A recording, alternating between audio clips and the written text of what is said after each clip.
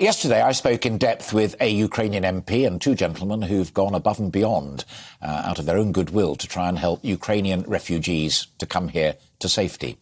Since the government said it was opening up two schemes to help Ukrainian refugees seek sanctuary in the United Kingdom, over 130,000 of you have offered to help and host them. But it's been a painfully slow process, so much so that the Home Secretary Priti Patel offered a public apology this week. So today I wanted to continue that conversation and ask some more questions, and I'm delighted to be joined now by someone who's at the forefront of this operation, Tom Tugendhat, Chair of the Foreign Affairs Select Committee, partly because I saw you tweet about the two people in your own constituencies who had been welcomed.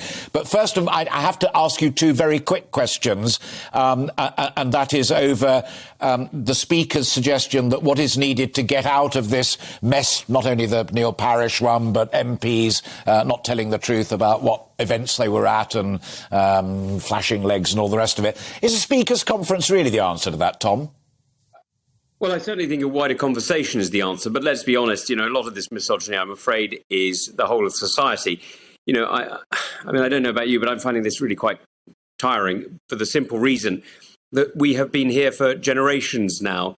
And, we are making some wonderful advances in science and medicine. And I really hoped that we were making some fantastic advances in society as well. The behaviour that we should have towards each other is pretty obvious, really, isn't it? I mean, I'm not sure it requires that much explanation. And yet here we are going around again. I suggested at the beginning of the programme to Deanna Davison, and she agreed, that the best thing, forget Speaker's Conference and the rest of it, is for the party leaders, whether it's Tory, Labour, Liberal Democrat, the rest of them, it is basically to lead and read the riot act if necessary to members of Parliament who may not quite understand what their responsibilities are. Well, I think that's right. I mean, I don't think you need to be told what you could and couldn't look at on your mobile phone in a workplace, Alistair. I mean, you're a grown-up, you know the basic rules of society. I don't think it's that hard. And I just think we need to be a little bit more respectful to each other and just remember that in the whole of society, I'm afraid misogyny is still far too much of an issue and we need to address it together. Agreed. On Ukraine, after a public apology from the Home Secretary and Lord Harrington being appointed specifically to sort it out, why, in your view, are so many of the 130,000 people who've offered to help not being given the opportunity so to do? Well, look, there's a whole series of issues behind that, as you know, Alistair. But first of all, Richard Harrington is an exceptional individual and a fantastic organiser. So I'm very pleased he's taken on the job. It's very good of him to do so. He's a really talented guy. So I'm looking forward to him sorting this out. The problem is there's a lot of complexity here. And let's just be quite clear what we're talking about. You and I are quite rightly focusing on the fact that the British people are unbelievably generous and demonstrating that those who claim that we're some sort of, xenophobic, closed-off island, it's complete rubbish. We're an extremely open, welcoming community who have opened our hearts and quite literally our homes to people in need. That is fantastic. Sadly, we also know there are a tiny, tiny number of people who are seeing this as an opportunity to exploit people. And that's why there is some control, some verification, some support that needs to be put in place. And that's what we've got to get right. Now, having spoken to friends of mine in parliaments across the European Union and governments across Europe, I can tell you that other countries are facing very, very similar difficulties. And where they are translating speed, preferring speed rather than detail, I'm afraid what is sometimes sadly happening is young people, particularly young women, are finding themselves in very difficult and very dangerous circumstances. So this isn't something that we can take lightly. I do understand the issue that, people have been extraordinarily generous, but we've got to make sure we get this right, not just fast. I completely accept that, but the raw politics of it as well, Tom, is a government that squanders public goodwill at a time when its back is to a degree up against the wall is a crazy government. You're absolutely right, Alistair, and that's where leadership matters. And, we've got to demonstrate the leadership and the integrity that makes the difference. The reality is that the British people have made the most extraordinarily generous efforts. People like my former colleague Brooks Newmark are going out there and helping people inside Ukraine and on the Polish border. Others are going and quite literally taking emergency food aid or going and picking up people from the border and taking them to their homes. And the two people I saw Friday, forgive me, were are now new constituents of mine. So they joined Nader Ahmed in that way.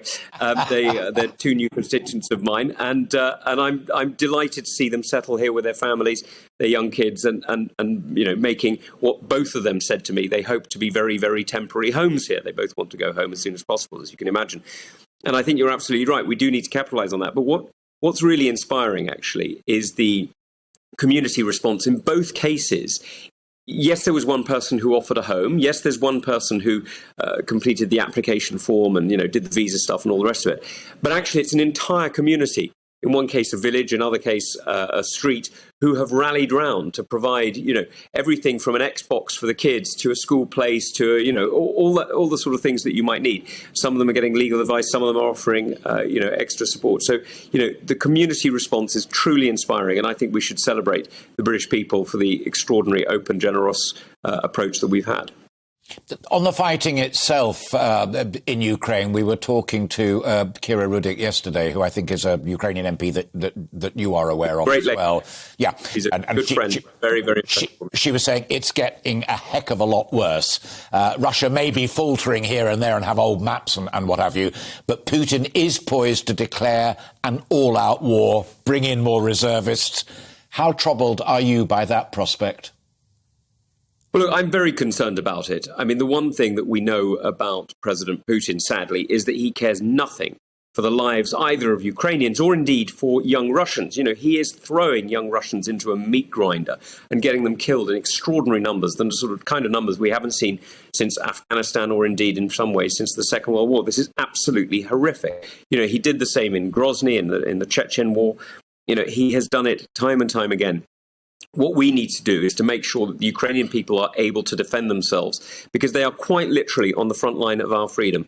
If Putin wins in Ukraine, he will turn his attention to places like Poland, to Estonia, Latvia, Lithuania, countries that are guaranteed protection by us under our NATO agreements.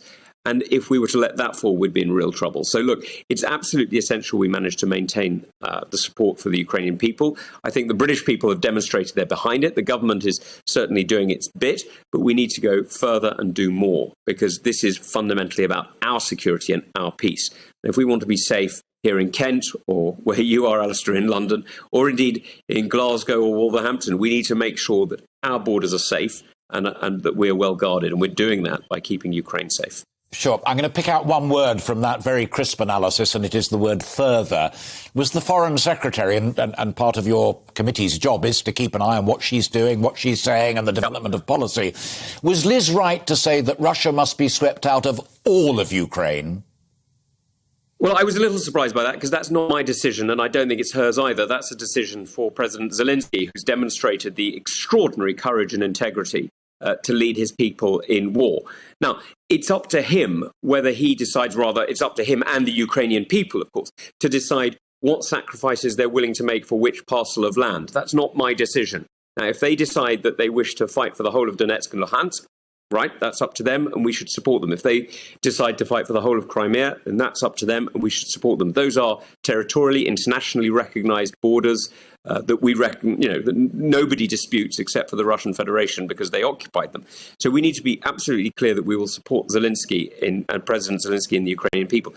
But it's not for me to tell them what sacrifice is worth making. It's not for me to tell them where their young people should die and what to fight for. That's I'm afraid, a decision for the Ukrainian people and the Ukrainian government. Tom Tugendhat, always a pleasure. Thank you very much indeed for finding time for us this Sunday afternoon. Tom Tugendhat, Chairman of the Foreign Affairs Select Committee.